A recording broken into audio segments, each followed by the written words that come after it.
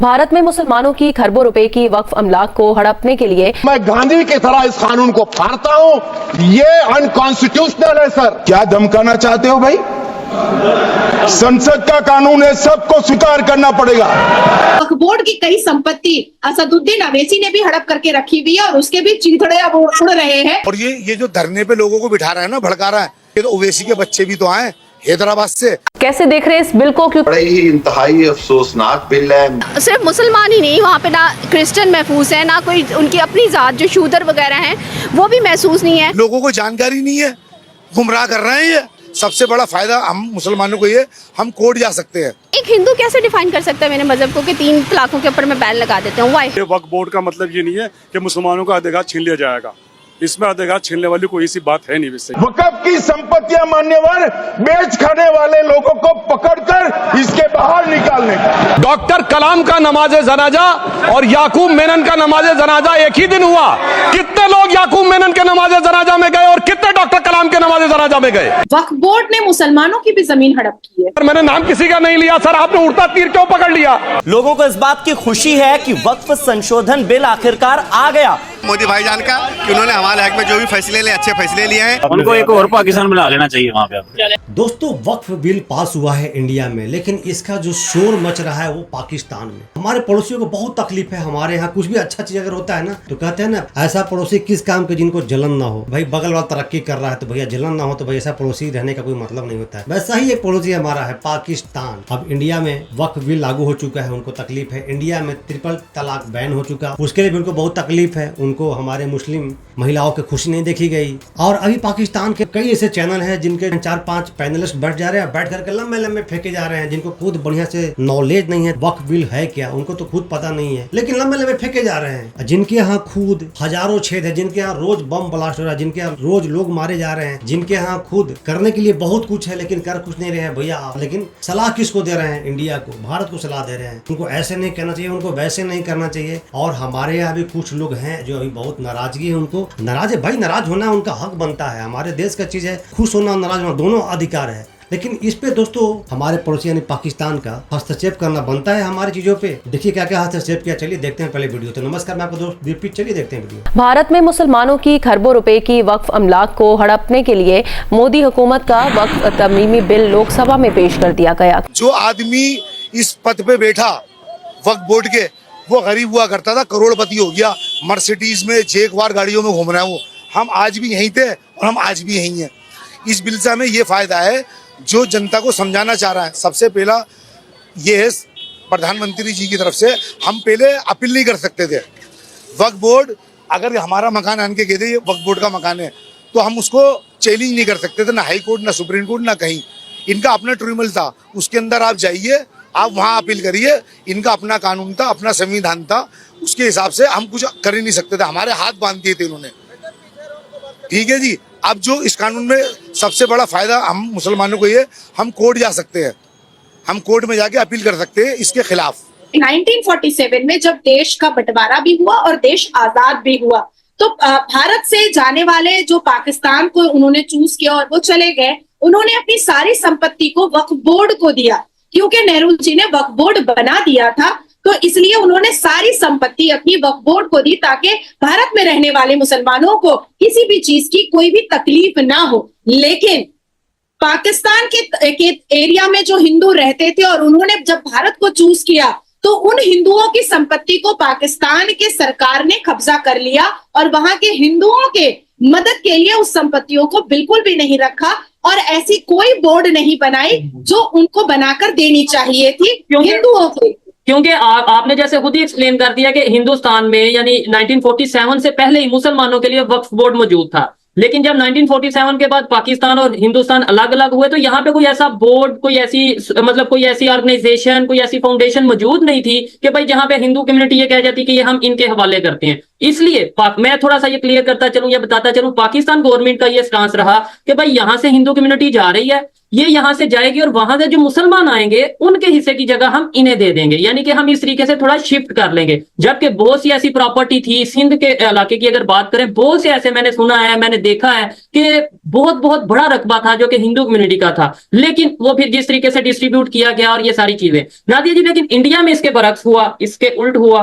कुछ भी उल्ट नहीं हुआ भाईजान। ये बात बिल्कुल सही है कि आपके सरकार ने क्या वो हिंदू भाइयों को जमीन लौटाया? नहीं लौटाया भाई, कोई कानून नहीं बनाया। और तो और वहाँ पर आपके जो परमाणु बम का जो टेस्ट किया गया था ना, उसी जमीन पे किया गया था। आज वो जमीन बंजर है, बेकार हो चुका है। नहीं, आपके सिंध के पास और आपके बलोच के पास जितनी भी कैंटोनमेंट आर्मीज की जमीन है ना, वो हमारे हिंदुओं की जमीन है। यहाँ तक कि आपको याद होगा कि जब पहली बार न्यूक्लियर बॉम्ब का टेस्ट पाकिस्तान में जिस जमीन पर हो रहा था, वो जमीन को बर्बाद जो कर दिया पाकिस्तान की सरकार ने, क्योंकि अब वहां तो ना फसल होता है ना कुछ भी होता है, वो भी हमारे हिंदुओं की छोड़ी हुई जमीन थी। इतिहास के पन्नों को खोलना मुझे बहुत पसंद है और मैं इतिहास के पन्नों को बहुत बारीकी से पढ़ती हूँ। कैसे देख रहे हैं इस बिल को, क्योंकि ये कहा जा रहा है कि मुल्कगिर तहरीक शुरू की जाएगी all India Muslim person law board की जानिब से। इसके अलावा तमाम ऑपोजिशन जो पार्टीज हैं वो इसे कंडेम भी कर रही है, इसकी मुखालिफत भी कर रही है। तो ये सस्टेन कर पाएगा और इसके असरात किस हद तक होंगे?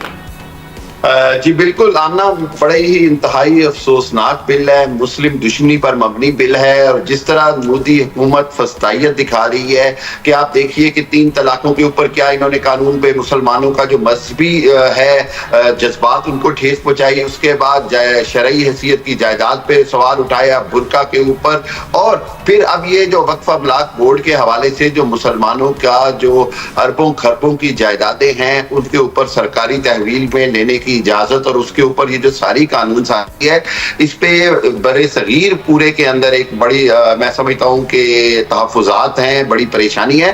ट्रिपल तलाक पे बैन लगाना, आप मुझे सिर्फ ये बताइएगा, हम लोग हर एक के मज़हब की रिस्पेक्ट करते हैं, कोई भी हो, कोई दो मज़हब के ऊपर बात ही नहीं होनी चाहिए। तो मज़हब के ऊपर जब बात हम करते हैं तो हमारे कुछ लॉज हैं, हमारे कुछ नॉर्म्स हैं, ठीक है। तो एक आउटसाइडर या जिसका वो मज़हब ही नहीं है, जिसने वो स्टडी नहीं किया, अगर आप ये बात करती ना कि मौलवी कोई भी किसी का नाम देती हैं, कोई डॉक्टर इसरारुल का नाम देती हैं कि उन्होंने ये इस तरह से किया है, इसरार अहमद का होता है, तो उसके पीछे लॉजिक होती ना। प्रोफेसर रफ़ीक अहमद ने ये कहा तो उसके पीछे लॉजिक होती ना। एक हिंदू कैसे डिफाइन कर सकता है मेरे मज़हब को कि 3 तलाकों के ऊपर मैं बैन लगा देता हूँ? वाई? यानी कि ये मोहतरमा को 3 तलाक पसंद है, यानी कि मोहतरमा को 3 शादियां पसंद है। अब क्या बोले इसमें, मैं कुछ नहीं बोलूंगा भाई, आपको कमेंट में जवाब मिल जाएगा मैं क्या कहना चाहता हूँ। और ये जो धरने पे लोगों को बिठा रहा है ना, भड़का रहा है, इन नेताओं से पूछो कि इनके जो घर वाले हैं उनके औलादे भी तो आए, उनके तो ओवैसी के बच्चे भी तो आए हैदराबाद से। हम गरीबों के हम लोग आते हैं सड़कों पे, हमारे को भड़काते ही है और वहाँ दंगे करवा के हमारे बच्चों को बंद करवाते हैं। बिल्कुल सही कहा भाई, जो आप लोग इतना जो लंबे लंबे भाषण छेड़ते हो, आपके बच्चे क्यों नहीं आते, क्यों नहीं धरने पे बैठते हैं, क्यों नहीं आवाज उठाते हैं भाई? इन लोग के बैठाते हो आप। तो मैं गांधी की तरह इस कानून को फाड़ता हूं। ये अनकॉन्स्टिट्यूशनल है सर। इस देश में झगड़े पैदा करने का काम बीजेपी करना चाहती है मस्जिद और मंदिर के नाम पर, इसीलिए मैं इसका कंडेम करता हूं और मैं आपसे गुजारिश करता हूं कि मैंने अपने 10 अमेंडमेंट दी हैं, आप इसको कबूल करिए सर, मुझे बोलने का मौका दीजिए। संवैधानिक काम तो उन्होंने किया है जो बिल फाड़ने का काम किया है। एक सदस्य ने कह दिया माइनॉरिटी इस कानून को स्वीकार नहीं करेगी। क्या धमकाना चाहते हो भाई? संसद का कानून है, सबको स्वीकार करना पड़ेगा। स्वीकार नहीं करेंगे मतलब क्या है? कैसे बोल सकते हैं कोई हम कानून को स्वीकार नहीं करेंगे? ये कानून भारत सरकार का है, हर एक पर बंधन करता होगा और इसको स्वीकार करना पड़ेगा। वक्फ बोर्ड की कई संपत्ति असदुद्दीन अवैसी ने भी हड़प करके रखी हुई है और उसके भी चीथड़े अब उड़ रहे हैं। इसी चीज का फ्रस्ट्रेशन ओवैसी साहब का संसद में दिख रहा है और उन दलील दे रहे हैं, लेकिन कोई भी लॉजिकल दलील नहीं दे पा रहे हैं, क्योंकि उनका भी जो प्रॉपर्टी है, लंबा चौड़ा जो वक्फ बिल का प्रॉपर्टी है, वो उनके हाथ से जाने वाले हैं, जो गरीबों के प्रॉपर्टी हथिया के बैठे हुए हैं, और वो जवाब नहीं दे पा रहा है। चर्चा चल रही थी सदन में, उसमें ये कहा गया कि मुस्लिमों के अधिकारों को खत्म करने की कोशिश की जा रही है, संविधान में जो अधिकार मिले उनको खत्म करने की जा रही है। ये झूठ बोल रहा है, गुमराह कर रहा है, क्योंकि जब ये कानून आ जाएगा ना, इसके बाद जब इन्होंने घोटाले करे, जिन लोगों ने करोड़ों रुपए के, जिन्होंने लीज के ऊपर जमीनें दे दी, ठीक है, 1 रुपए का जमीन दे दी, 2 रुपए का जमीन दे दी, वक्फ बोर्ड की जमीन जो खरबों रुपए की, आज खरबों रुपए की जमीन है हिंदुस्तान में। अगर जमीन है, सबसे पहले तो वक्फ बोर्ड और दूसरे नंबर पे रेलवे, उसके पास है हिंदुस्तान के अंदर जमीन। हमारे पे इतनी दौलत है मुसलमानों के लिए कि अगर ये उसको तकसीम करते ना गरीबों के अंदर, वक्फ बोर्ड वाले अगर मुसलमानों को देते, आज झुग्गियों के अंदर नहीं देते, बोरा लेके कागज नहीं चुनते, साइकिलों में पंचर नहीं लगाते, जो हमें कहते हैं। आज हम एजुकेटेड होते जा रहा है, हमारे बच्चे पढ़ने लगे, स्कूल जाने लगे, लोगों को जानकारी नहीं है। आज तक ये लोग यही करते आए हैं, एक तबके के साथ उनको गुमराह कर करके अपना वोट बैंक बनाते आए हैं कि भैया अगर ये लोग शिक्षित हो जाएंगे, ये लोग पेंशन बनाना छोड़ करके हाथ में कलम ले लेंगे तो भैया फिर तो इनकी सच्चाई जान जाएंगे। और फिर ऐसा ही रिएक्शन है जो आज आ रहा है। गुमराह कर रहे हैं ये। अगर आप इंसानियत की बेसिस पे देखें, ह्यूमन बेसिस पे देखें, तो जो बंदा एक आम बंदों को कत्लेआम कह रहा है, इंडिया तो बड़ा स्कॉलर ब्रांच बनता है कि हम लोग बहुत हर एक का हकूक देते हैं, आज़ादी देते हैं, लेकिन उसके बावजूद आप जहाँ पे कत्लो गारत देखते हैं, सिर्फ मुसलमान ही नहीं, वहाँ पे ना क्रिश्चियन महफूज है, ना कोई उनकी अपनी ज़ात जो शूदर वगैरह हैं वो भी महसूस नहीं है। भैया बोल कौन रहा है? भैया हंसी आता है, ऐसे ऐसे मोहतरमा आकर के चश्मा लगा कर गूगल लगा कर लंबे चौड़े बातें कर देती हैं, फेंक जाती हैं। थोड़ा स्टडी कर लिया करे, थोड़ा स्टडी करके आए तो कितना अच्छा लगेगा आपकी बात सुनने में। तो वो बंदा तो बगैर किसी ओहदे का मुस्तहिक नहीं है, बजाय जब से बीजेपी हुकूमत में आई है ऑनवर्ड वो एक ना तवातर के साथ वो इस तरह की पॉलिसीज के ऊपर अमल पैरा है कि दे आर कन्वर्टिंग जो इंडियन सेकुलरिज्म का जो एक फेस है उसको जी बिल्कुल लेके हिंदू फेस के तौर पर वो आगे बढ़ रहे हैं। ये बेसिकली अब सेकुलरिज्म तो कोई नहीं है, ये हिंदू मेजॉरिटेरियनिज्म है और ये एक पहला कानून नहीं है। अगर आप थोड़ा पीछे चले जाएं, 2019 में इन्होंने एक ट्रिपल तलाक बैन के हवाले से जो है वो उन्होंने कहा जी इंस्टेंट ट्रिपल तलाक जो है वो उसको भी इन्होंने क्रिमिनलाइज किया। फिर जिससे मुसलमान बड़े नाराज हुए। आपको पता है फिर एंटी कन्वर्जन जो लव जिहाद, वो कहते हैं जी जो मुसलमान मर्द जो है वो हिंदू औरत से मोहब्बत की शादी नहीं कर सकता। इसके ऊपर एंटी कन्वर्जन लॉज जो है वो यूपी के अंदर बाकायदा जो है वो पास किए गए। इसी तरह कर्नाटका के अंदर हिजाब बैन जो है उसके ऊपर हुआ और बहुत सारी ऐसी मैं मिसालें आपको दे सकता हूं कि इवन के जो गाय का ये जो सिटीजनशिप उन्होंने कानून पास किया कि बाहर से जो भी नॉन हिंदूज हैं वो आए और उनको सिटीजनशिप मिले मुसलमानों के अलावा। जी जी जी जी जी बिल्कुल, ये भी एक कानून था। अब ये जो चीज है अब खास तौर पे अब उनको पता है कि दरगाह और मस्जिद ये दो ऐसी चीजें हैं, वो समझते हैं कि ये मुसलमानों का बहुत ज्यादा कंट्रोल है, इस कंट्रोल को जो है वो कम किया जाए। जिस तरह आप अपने इंट्रो में बता रहे थे कि बहुत बड़ी लैंड है और असल में वो नाम क्या दे रहे हैं जी, हम डिजिटलाइजेशन कर रहे हैं, नाम क्या दे रहे हैं जी कि हम तो आपको सेफ कर रहे हैं, सिक्योर कर रहे हैं। असल में बेसिकली जहां जहां हिंदू जो गवर्नमेंट्स है पर्टिकुलरली यूपी और बाकी इलाकों के अंदर, वो समझते हैं कि ये इन्होंने जो मुसलमानों ने, और आपको पता है वो वक्फ के हवाले से कहते हैं ये अरबी लफ्ज है।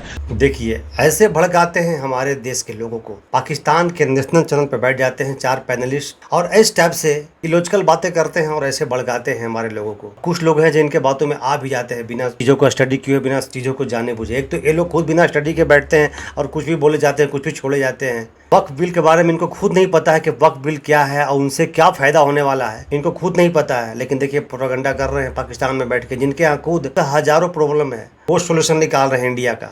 कई जो नेता हैं वो ये कह रहे हैं कि मुस्लिमों का अधिकार छीनने की कोशिश हो रही है, क्या कहेंगे? नहीं, इसमें अधिकार वाली तो कोई बात है नहीं वैसे, क्योंकि ये वक्फ बोर्ड का मतलब ये नहीं है कि मुसलमानों का अधिकार छीन लिया जाएगा। इसमें अधिकार छीनने वाली कोई ऐसी बात है नहीं वैसे। ये बिल्कुल सही। ये ऐसे मुसलमान भाई हमारे के यहाँ जो शिक्षित हैं, आप लोग जैसे नहीं है, कुछ भी आके बोल देते हैं। आपके माध्यम से, इस सदन के माध्यम से देश भर के मुसलमान भाइयों बहनों को कहना चाहता हूं, आपके वक्फ में एक भी नॉन मुस्लिम नहीं आएगा। ये एक्ट में ऐसा कोई प्रावधान नहीं। मगर जो वक्फ बोर्ड है और वक्फ परिषद है, उसका काम क्या है? वक्फ की संपत्तियां मान्यवर बेच खाने वाले लोगों को पकड़कर इसके बाहर निकालने का। अब आपने एक बात कही कि रेलवे और आर्मी के बाद वक्फ बोर्ड आता है, नहीं, ये गलत है। रेलवे के बाद रेलवे के बाद वक्फ बोर्ड की प्रॉपर्टी है, उसके बाद आर्मी की प्रॉपर्टी है। हमारे यहाँ रेलवे के पास जितनी प्रॉपर्टी है उसके बाद वक्फ बोर्ड की प्रॉपर्टी है और उसके बाद फिर आर्मी की प्रॉपर्टी है। अब आती है बात कि पूरे भारत देश में वक्फ बोर्ड के पास 9.4 लाख एकड़ जमीन है। 9.4 लाख एकड़ जमीन है, जिसमें 80% से ज्यादा जमीनों पर डिस्प्यूट और केसेस चल रहे हैं। डॉक्टर कलाम का नमाज जनाजा और याकूब मेनन का नमाज जनाजा एक ही दिन हुआ। कितने लोग याकूब मेनन के नमाज जनाजा में गए और कितने डॉक्टर कलाम के नमाज जनाजा में गए? डॉक्टर कलाम मेमोरियल पे कितने लोगों की फोटो है? दिखाएं मुझे, सोशल मीडिया पे पोस्ट की हो। मगर अफजल हालात का मारा था, आपके एक मंत्री का ऑफिशियल ट्वीट है, वो इस सदन के सदस्य नहीं तो मैं नहीं बोल रहा हूं। याकूब मेनन की जुडिशियल किलिंग हुई आपके एक नेता का, मिनिस्टर का ऑफिशियल ट्वीट है, सदन के सदस्य नहीं है इसलिए नहीं बोल रहा हूं। और सर 26/11 आरएसएस ने कराया, सदन के सदस्य बैठे हुए हैं, हाफिज साहब और सुनिए जाकिर नाइक शांति का मसीहा सदन में सदस्य बैठे हुए हैं। सर किसने जोड़ा? मैं नहीं कह रहा हूं जोड़ा, हमने किससे जोड़ा मैं बताना चाहता हूं। मैं अपनी बात, सर मैंने नाम किसी का नहीं लिया। सर आपने उड़ता तीर क्यों पकड़ लिया? सर मैंने नाम नहीं लिया, उड़ता तीर क्यों पकड़ लिया? कांग्रेस वाले ऐसे ही उड़ते तीर पकड़ते हैं लोग। वक्फ बोर्ड वालों का कहना है कि ये तो डोनेट की हुई जमीन है, दरगाह के लिए, कब्रिस्तान के लिए, स्कूल के लिए, मदारस के लिए, इमामबाड़े के लिए, इन सब चीजों के लिए डोनेट की हुई है।